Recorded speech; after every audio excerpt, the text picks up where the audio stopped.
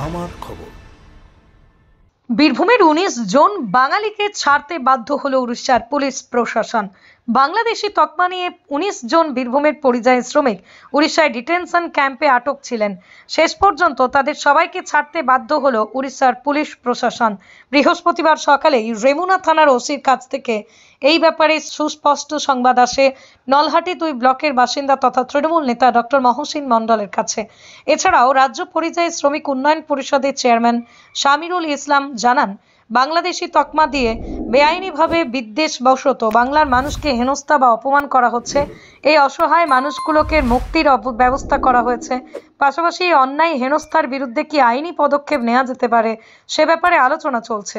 অন্যায়ভাবে 19 জন পরিযায়ী শ্রমিককে ডিটেনশন ক্যাম্পে রাখার পর বিভিন্ন মহল থেকে উড়িষ্যার বিজেপি সরকারের বিরুদ্ধে বিভিন্ন প্রশ্ন তোলা হয়। এদিকে কোনো খবর না পেয়ে আটক সদস্যদের পরিবার চিন্তায় নাওয়া খাওয়া ছেড়ে দিয়েছিল। বৃহস্পতিবার তারা খবর পেয়ে ডক্টর মোহাম্মদ মহসিন মণ্ডলের বাড়িতে সদল বলে হাজির হন। কেউ আনন্দের উচ্ছ্বাস গোপন করেননি। অভিযোগ, শুধুমাত্র বাংলায় কথা বলার জন্য উড়িষ্যার বালেশ্বর জেলার রেমুনা থানার ওসি বীরভূমের 19 জন ফেরিওয়ালাকে কাগজপত্র দিয়ে থানায় ডেকে পাঠান। 25 জুন সকাল 9টা নাগাদ থানায় যাওয়ার আগে তারা শেষবারের মতো বাড়িতে পরিবারের সঙ্গে কথা হয়েছিল। থানায় যাওয়ার পর তাদের কাছ থেকেই কাগজপত্র এবং মোবাইল ফোন কেড়ে জমা নেওয়া হয়। তারপরে বালেশ্বরের ডিটেনশন ক্যাম্পে তাদের রেখে দেওয়া হয়। কোনোভাবেই পরিবারের সঙ্গে যোগাযোগ করতে দেওয়া হয়নি এতদিন।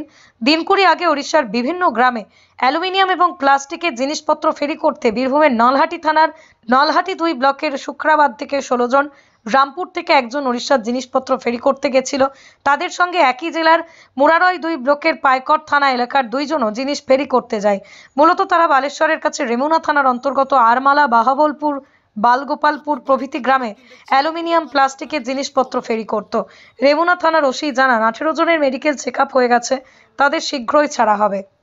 ঘুম থেকে ওঠার পরে হঠাৎ করে আমার কাছে রেমুনা থানা, উড়িষ্যার রেমুনা থানার ওসির ফোন দেখে আমি তাড়াতাড়ি ফোনটা রিসিভ করি এবং উনি আমাকে খুব একটা খুশির সংবাদ দেন আজকে, যে ডক্টর মহসিন সাহেব আপনার খুশির সংবাদ আছে। আমি বলি কি সাহেব? তো উনি আমাকে বলেন যে আপনার 19 জন নলহাটি থানার আন্ডারে শুক্রাবাদ গ্রামের, রামপুরের, করমজির এবং গোসাইপুরের যারা 19 জন পরিযায়ী শ্রমিক উড়িষ্যায় ডিটেনশন ক্যাম্পে বালেশ্বরে আটকা ছিল, আমি বালেশ্বরে এসে পৌঁছেছি। কাগজপত্র কিছুক্ষণের মধ্যেই কমপ্লিট হয়ে যাবে। তাদের মেডিকেল চেক আপ করে আজকে এইমাত্র তারা ছাড় পাবে। এই সংবাদ শুনে আমি অত্যন্ত খুশি হয়েছি। আজকে আমরা যেভাবে লড়াই করলাম, আমাদের ব্লক নেতৃত্ব থেকে এমএলএ সাহেব ডক্টর অশোক চ্যাটার্জি থেকে আমাদের পরিযায়ী শ্রমিকের চেয়ারম্যান রাজ্য স্তরের মাননীয় শামিরুল সাহেব থেকে এবং আমাদের মাননীয় পর্যন্ত যে প্রতিবাদ করলেন আমাদের এমএলএ এমপি অর্থাৎ তৃণমূল দলের সকল নেতৃত্বকে আমি আজকে অত্যন্ত খুশির সঙ্গে, আনন্দের সঙ্গে আমি ধন্যবাদ জানাই যে আমাদের পরিশ্রম আজকে সার্থক হলো। যাদের পরিবার, এই গরিব মানুষ যাদের পরিবারের রান্না ভাত খেতে পারছিল না, আতঙ্কিত কান্নাকাটি করছিল, তাদের স্বামীরা আজকে ছাড় পেয়ে গেছে, তারা বাড়ি ফিরছে। আর সবচেয়ে বড় কথা, আমরা বাংলার ঘরের ছেলে বাংলায় ফিরে আসছে। আর আরও আমাদের আনন্দের বিষয় যে আমরা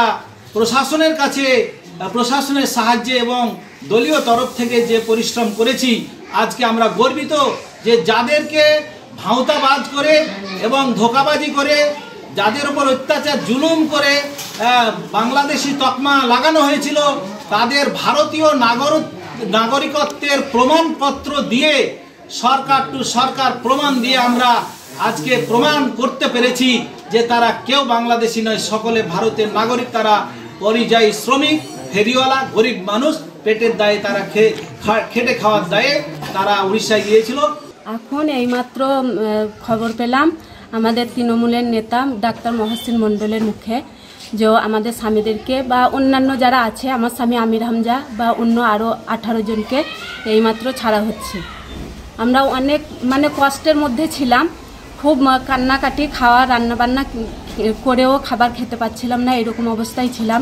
এইমাত্র তৃণমূলের নেতা ডাক্তার মোহাম্মদ মহসিন মণ্ডলের মুখে শুনে আমরা খবর পেলাম, অনেক খুশি যে আমাদের স্বামীরা আবার বাড়ি ফিরে আসবে বা অক্লান্ত পরিশ্রম করে তিনি ডাক্তার মোহাম্মদ মহসিন মণ্ডল অনেক পরিশ্রম করে আমাদের স্বামীদেরকে নিজের পয়সা মানে খরচ করেও কোনো দিকে না তাকিয়ে না খাওয়া দাওয়া করে আমাদের স্বামীদের জন্য অনেক অনেক রকমভাবে চেষ্টা চালিয়ে গেছেন বা ওই চেষ্টা চালানোর জন্যেই এখন আমাদের স্বামীরা আবার ঘরে ফিরে আসবে।